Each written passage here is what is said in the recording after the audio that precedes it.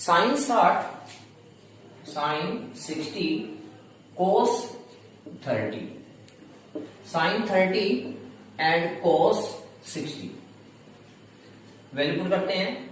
Sign 60, sign आप अपना column देखेंगे तो फर्स्ट नंबर पे साइन है, यानी कि अगली टर्म है, तो कहां से देखेंगे 60 वाली लाइन से। साइन 60 √3/2, कोई साइन है बीच में नहीं है, मल्टीप्लाई। साइन 60 की वैल्यू होती है √3/2। हमने अभी पीछे टेबल जो बनाया था उसमें देखा था साइन कोस, साइन कहा था अगली टर्म थी, तो अगली टर्म है तो अगले एंगल चेक करेंगे हम। 60 जहां आया था साइन और 60 की में जो वैल्यू आई √3/2, 3/2। इसी प्रकार से को, जो कोस वाली है, को वाली वैल्यू है, पीछे से एंगल देखेंगे और कोस 30 कहां है, यहां पर। कोस 30 की वैल्यू √3/2, कोस 30 की वैल्यू भी कितनी आई √3/2 प्लस साइन 30 की वैल्यू 1/2। साइन आगे की टर्म है, आगे से एंगल देखेंगे। साइन 30 के नीचे आ रहा होगा 1/2। इसी प्रकार से कोस 60, कोस को वाली टर्म पीछे से देखेंगे। कोस 60 की वैल्यू कितनी है 1/2। कैलकुलेट करो, कैलकुलेटर में बोर्ड मास के नियम के अनुसार पहले मल्टीप्लाई खत्म करते हैं, एडिशन बाद का काम होता है। तो मल्टीप्लाई करेंगे √3 multiply by √3 3/√2 multiply by 2 4 plus 1 into 1 1 and 2 into 2 4। अब क्योंकि ये रैशनल नंबर है, फ्रैक्शनल है, फ्रैक्शनल नंबर का रोड यानी कि अपॉन वाली स्टेटमेंट जो होती है उनका जो आप सम करोगे, जोड़ करोगे इनका, तो कैसे होता है एलसीएम लेकर। 4 का एलसीएम कितना आएगा भाई 4 के टेबल में 4 कहां आएगा 1 को पर मल्टीप्लाई करेंगे 3 1 जा 3। 4 के टेबल में 1 को पर मल्टीप्लाई करेंगे 1। वैसे तो ये बिल्कुल बेसिक है, तो आपको पता होता है इतना भी कमजोर नहीं होंगे आप। तो 3 + 1 4/4 and answer is 1। I think समझ में आ गया आपको, यस। नेक्स्ट क्वेश्चन करते हैं, question number second. Question number second, 2 tangent square 45, 2 tangent square 45 upon 2 tangent square 45 plus cos square 30 degree और minus sine square 60 degree. Cos square 30 degree minus sine square 60 degree, ये आपकी statement आ गई है। 2 as it is 10 45। Actually ये आप लिखते हो ना ऐसे 10 स्क्वायर 45, ये होता क्या है 10 45 सारे का स्क्वायर। ये जो वैल्यू होती है स्क्वायर, ये सारे एंगल की वैल्यू होती है ऐसे। इसी प्रकार से मैं 10 40 की वैल्यू रखूंगा, जो भी वैल्यू होगी उस सारे का हो जाएगा स्क्वायर हो जाएगा, उसका होल स्क्वायर हो जाएगा। तो 10 45 की मैं वैल्यू देखूंगा 10, अगले वाली टर्म है 10 और 45 आगे से चेक करेंगे तो 10 45 की वैल्यू आ रही है 1 और आपको पता है उसका स्क्वायर प्लस cos 60 की वैल्यू, cos 30 की वैल्यू, cos पिछले वाले टर्म है cos 30 की वैल्यू यहां से 0 30, उसकी सीट में cos 30 की वैल्यू आ रही है √3/2 होल स्क्वायर। मैंने आपको बोला था कि स्क्वायर जो है पूरी टर्म्स का स्क्वायर माना जाएगा, माइनस साइन 60 की वैल्यू √3/2 होल स्क्वायर। यहां भी क्या होगा पूरे टर्म का स्क्वायर हो जाएगा। अब ये टर्म और ये टर्म दोनों टर्म सेम है, एक प्लस में है और एक माइनस में है, तो ये टर्म तो वैसे ही कैंसिल होगी बेटा आपकी। बच्चा क्या आपके पास 2 मल्टीप्लाई बाय 1 का स्क्वायर 1 एंड 2 1 जा 2, the answer is 2। Next question number first question third part, cos 45 secant 30 plus cosecant 30। Value cosecant 45 1/√2 1/√2 को पिछली टर्म है तो पीछे से एंगल देखेंगे, जो आगे वाली टर्म है तो आगे से देखेंगे और पिछली वाली टर्म है तो पीछे से देखेंगे। Second 30 2/√3 plus cosecant 30 2। Next step 1/√2 1/√2, यहां पर एलसीएम लेंगे क्योंकि फ्रैक्शनल है। एलसीएम इज √3, थोड़ा सा लेंथी है और हार्ड सा क्वेश्चन है हल्का सा। √3 से √3 कैंसिल 1 2 प्लस 1 के टेबल में नहीं कैंसिल होएगा, मीन्स √3 ऊपर जाके यहां पर मल्टीप्लाई हो जाएगा 2√3। अब आपको पता है कि ये जो स्टेटमेंट है नीचे से जब ऊपर जाएगी तो मल्टीप्लाई में होएगी और स्टेटमेंट चेंज हो जाएगी, मीन्स 1/√2 मल्टीप्लाई बाय √3 चला गया ऊपर और ये जो स्टेटमेंट है ये आ गया नीचे 2 प्लस 2√3। इसको इससे मल्टीप्लाई किया √3 बन जा √3 और इसको इससे मल्टीप्लाई करेंगे और इससे मल्टीप्लाई करेंगे क्योंकि ये √2 दोनों टर्म से क्या हो रहा है मल्टीप्लाई हो रहा है। तो 2√2 प्लस 2√6। यदि कंपैरिजन किया जाए तो ये स्टेटमेंट बड़ी है, बड़ी स्टेटमेंट को पहले लिख लिया करो। √3 प्लस 2√6 प्लस 2√2। ये मैंने क्यों किया, क्योंकि मेरे को पता है कि अपोन में मेरे पास रूटर है और यदि अपोन में रूटर है तो मैं इसको रूट हटाना पड़ेगा as per rule, mathematics rule. तो उसके लिए मेरे को करना पड़ेगा रैशनलाइजेशन, इसलिए मैंने पहले बड़ी स्टेटमेंट को लिखा ताकि नीचे माइनस का कोई पंगा ना पड़े। नीचे से 2 कॉमन और थोड़ा इजी कर लो, √3 यहां पर 2 कॉमन, क्या बचा यहां से √6 प्लस √2। डिनोमिनेटर में कभी भी रूट नहीं आ सकता, यदि है तो उसको हम खत्म करेंगे बाय रैशनलाइजेशन। रैशनलाइजेशन आपने 9th में बहुत प्रैक्टिस इसकी की होगी कि नीचे वाली स्टेटमेंट जो भी डिनोमिनेटर में स्टेटमेंट है उसका साइन चेंज करके उससे मल्टीप्लाई करते हैं और उससे ही डिवाइड करते हैं। तो √6 से इसको √6 नीचे वाली स्टेटमेंट डिनोमिनेटर इसकी जरूरत नहीं है, ये तो मल्टीप्लाई में ऑलरेडी, इसका केवल √6 साइन चेंज किया माइनस √2 इससे ही मल्टीप्लाई किया और इससे ही डिवाइड किया।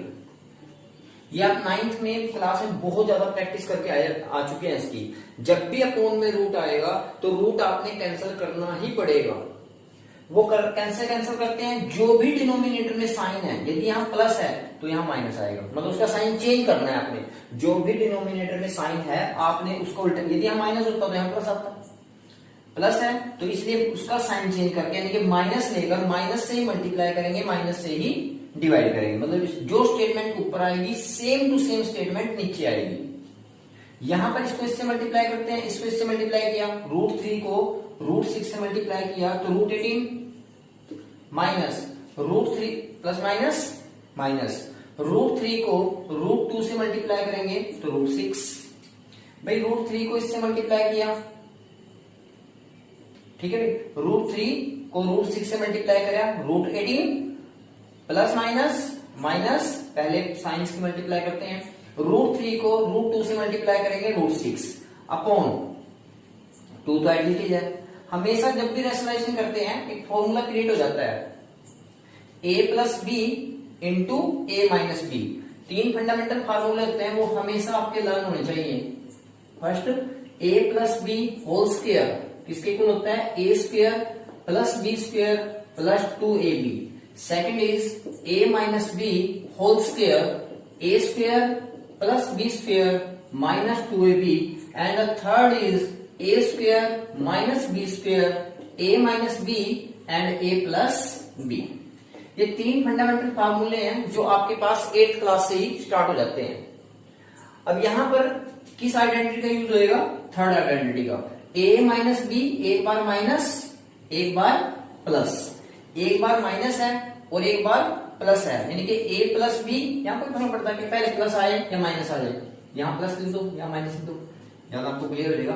a plus b multiply a minus b, एक बार भाई प्लस है और एक बार माइनस है, एक बार प्लस है और एक बार माइनस है, तो क्या फार्मूला हो जाएगा, ए स्क्वायर फर्स्ट का स्क्वायर माइनस सेकंड टर्म का स्क्वायर, फर्स्ट टर्म का स्क्वायर माइनस सेकंड टर्म का स्क्वायर।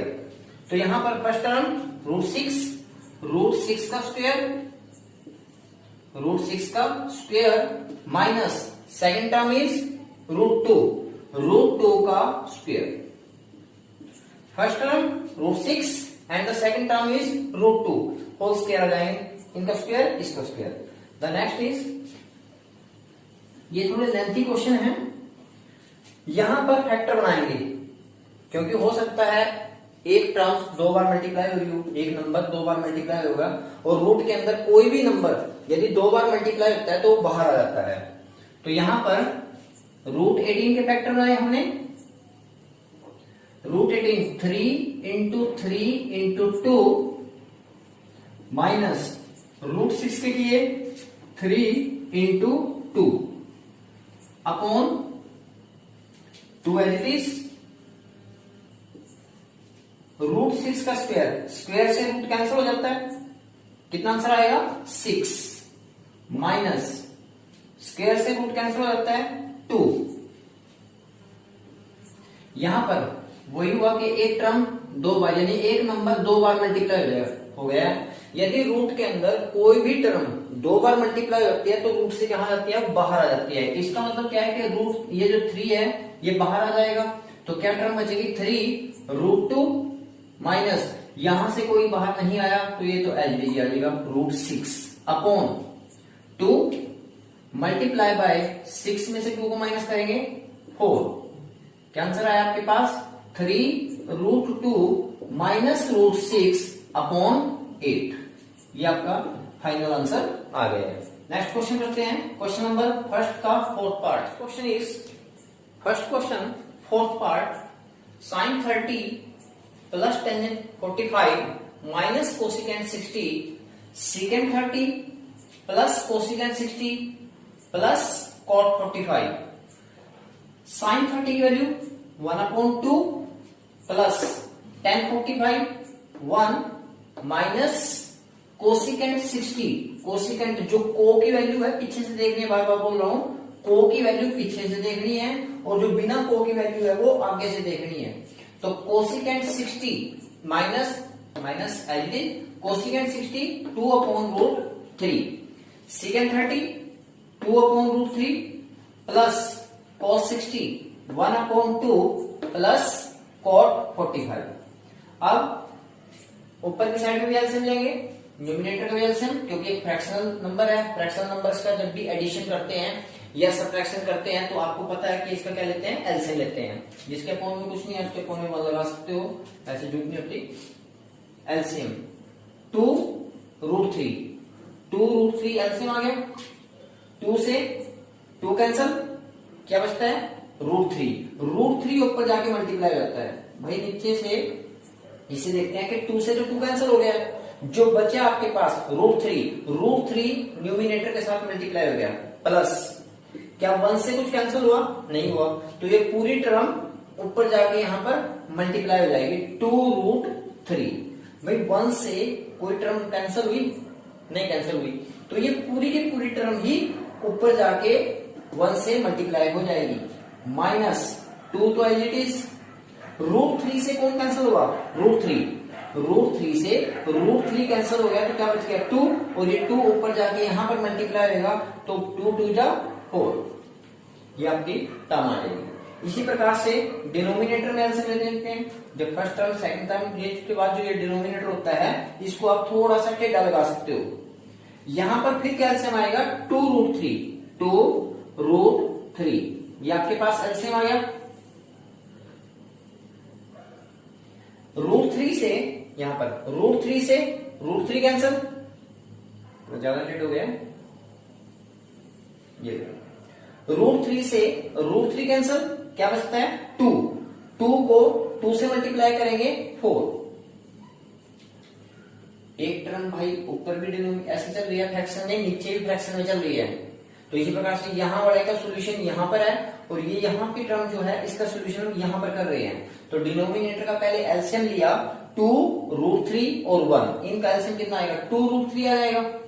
√3 से √3 कैंसल, क्या बचता है 2, 2 को इससे मल्टीप्लाई करेंगे 2 2 जा 4 प्लस 2 से 2 कैंसल, क्या बचता है √3 1 से मल्टीप्लाई होएगा तो √3 1 जा √3 प्लस 1 से तो कोई कैंसिल नहीं हुआ है, यदि कोई कैंसिल नहीं हुआ है तो सारे की सारी टर्म ऊपर जाके मल्टीप्लाई हो जाएगी प्लस 2√3।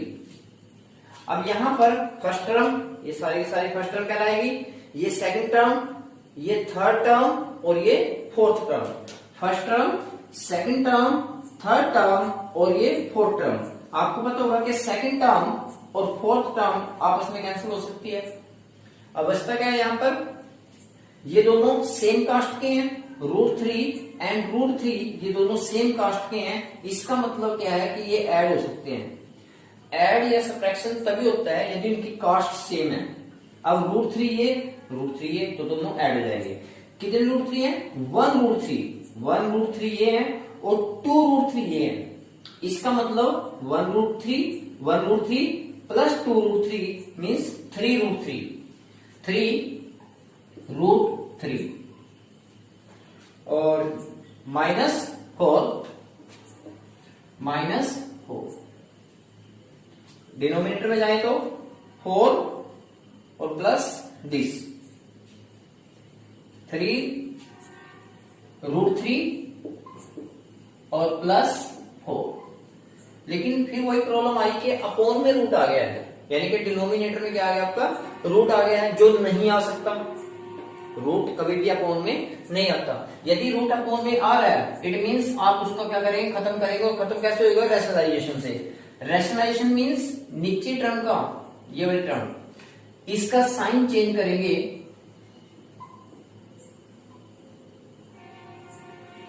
इसी से मल्टीप्लाई करेंगे और इसी से डिवाइड करेंगे।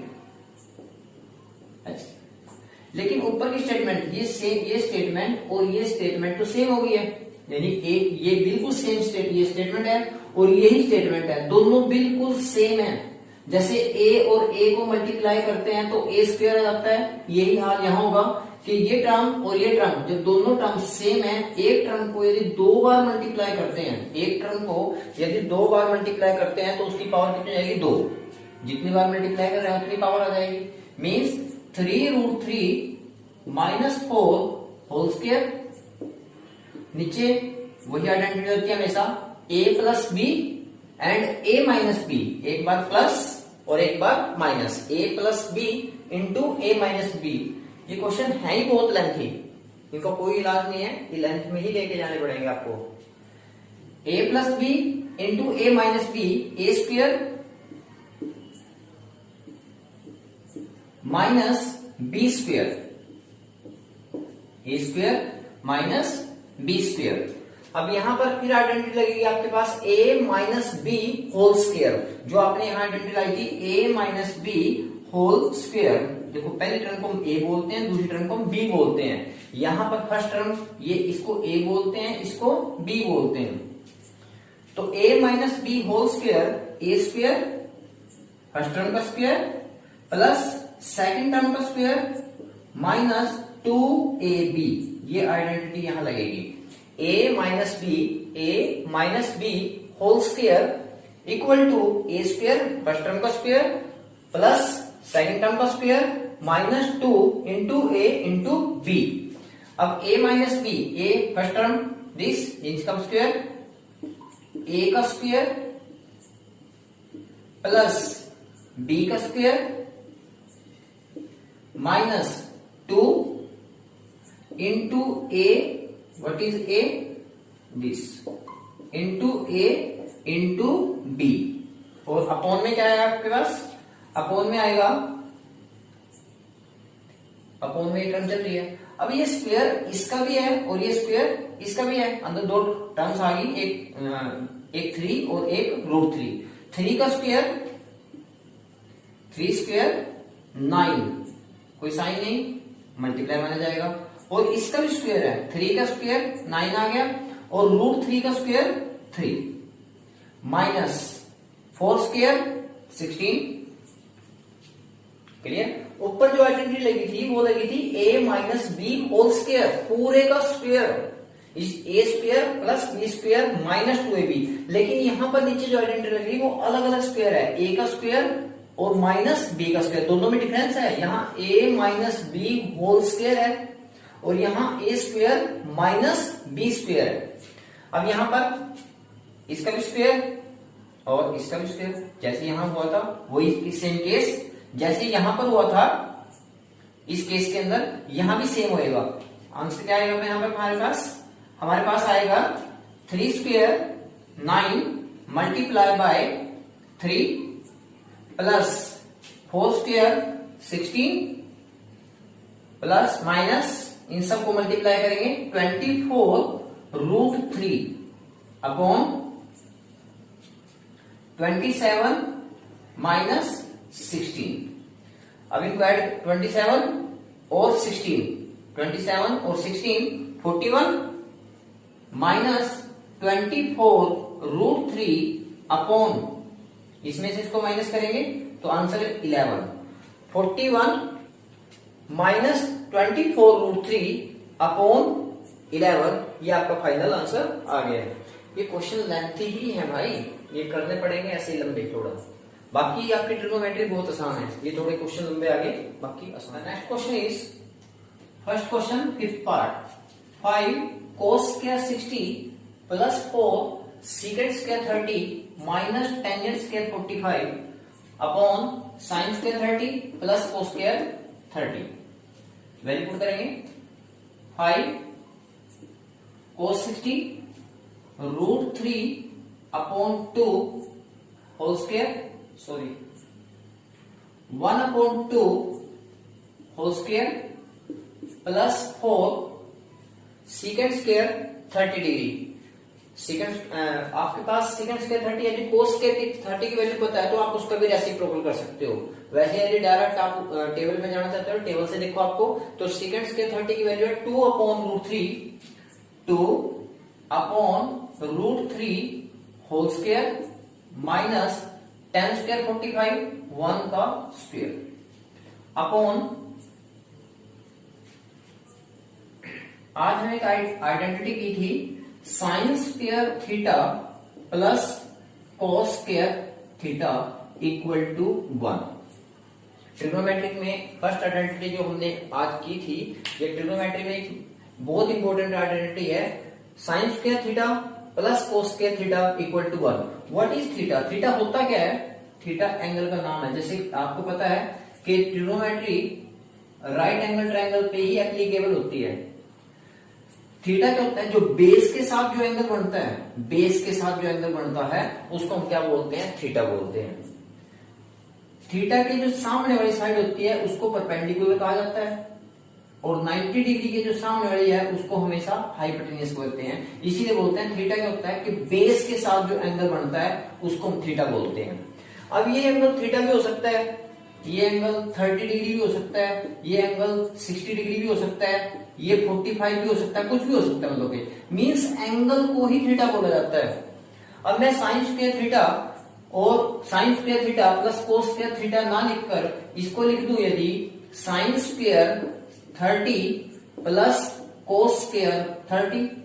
भाई थीटा एक एंगल है, वो एंगल कोई भी हो सकता है। मींस जितना एंगल यहां पर है उतना ही एंगल यहां पर हो। साइन स्क्वायर एंगल बोलूं या थीटा बोलूं बात वही है। Sine square theta plus cos square theta, और आंसर कितना आ जाएगा इसका? 1। ये यहां यूज हुआ है sine square theta plus cos square theta, क्योंकि एंगल को थीटा बोला जाता है। तो नीचे क्या आ गया आपके पास? डिनोमिनेटर में 1। ये एज इट इज आपका 1 आ गया, यहां वैल्यू पुट करने की जरूरत नहीं है। यदि वैल्यू पुट करोगे भी, सोल्यूशन करोगे तब भी आंसर आपका 1 ही आना है, तो क्यों पुट किया। आगे नेक्स्ट सोल्व करते हैं। 5 मल्टीप्लाई बाय 1 का स्क्वायर एंड 2 का स्क्वायर, मतलब कि ब्रैकेट के अंदर जो जितनी भी टर्म है ये स्क्वायर सारी होगा, 1 का भी स्क्वायर होगा और एज इट इज 2 का भी स्क्वायर होगा। तो 1 स्क्वायर 1 और 2 का स्क्वायर कितना आ गया आपके पास? 4 प्लस 4 मल्टीप्लाई बाय ये 2 स्क्वायर है, ये 2 का भी है और ये स्क्वायर इसका भी है, दोनों का स्क्वायर आएगा। अब 2 का स्क्वायर कितना हो जाएगा 4 और √3 का स्क्वायर कितना हो जाएगा 3। 2 का स्क्वायर, ये जो स्क्वायर है ये इस टर्म का भी है और ये जो स्क्वायर है ये इस टर्म का भी है। तो 2 का जो स्क्वायर आया वो आया 4 और √3 का जो स्क्वायर आया वो आया 3 -1। अब कैलकुलेट करेंगे, अपोन में तो कुछ लिखने की जरूरत नहीं है, इसलिए अपोन तो इसका पहले ही हो गया, वैनिश हो गया, खत्म हो गया। कैलकुलेट किया 5/4 प्लस 16/3 -1। एलसीएम लेंगे, हमारे पास यहां पर जो टर्म है यहां स्टार्ट करते हैं 5/4 प्लस 16/3 -1, 1/1 लगा चाहे। एलसीएम 12 को 4 के टेबल में 12 कहां पर आएगा 3 पर, 3 को न्यूमिनेटर से मल्टीप्लाई करेंगे 15 प्लस 3 के टेबल में 4 कहां पर, 3 के टेबल में 12 कहां पर आएगा 4 पर, 4 को ऊपर मल्टीप्लाई करेंगे 64 -1 को इससे नहीं कैंसिल होता, बात कैंसिल वाली बात बोल सकते हैं क्या, 1 से कोई कैंसिल होता नहीं होता। तो 12 को ऊपर मल्टीप्लाई करेंगे 12, जिसके साइन सेम होते हैं वो ऐड होता है, यानी ये दोनों तो ऐड होंगे और ये क्या हो जाएगा इसमें से सब्ट्रैक्ट हो जाएगा। तो आपका आंसर आ गया है, चाहे आप इसको पहले कैलकुलेट कर लो, कोई फर्क पड़ता नहीं इसका। 3 प्लस 64 मैंने दोनों को पहले कैलकुलेट किया, प्लस का 15 और माइनस का 12, तो कितना आया 3 और ये एज इट इज अपॉन 12 और कैलकुलेट करके आ गया आपके पास 67/12 और ये आपके पास क्या आ गया आंसर, फाइनल आंसर आ गया। आई थिंक आपको समझ में आ रहा होगा।